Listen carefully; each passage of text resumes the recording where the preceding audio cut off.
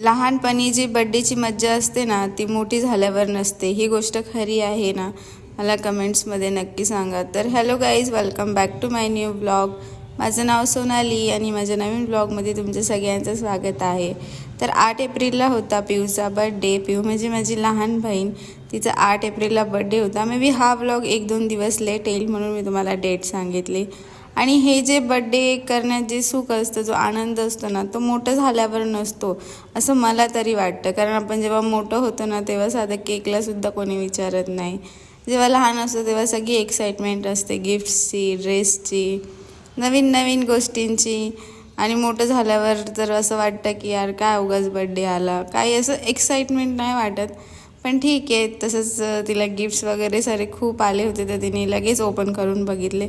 आणि तिची double party होती आज, कारण 2-2 बड्डे सेलिब्रेट केले तिने.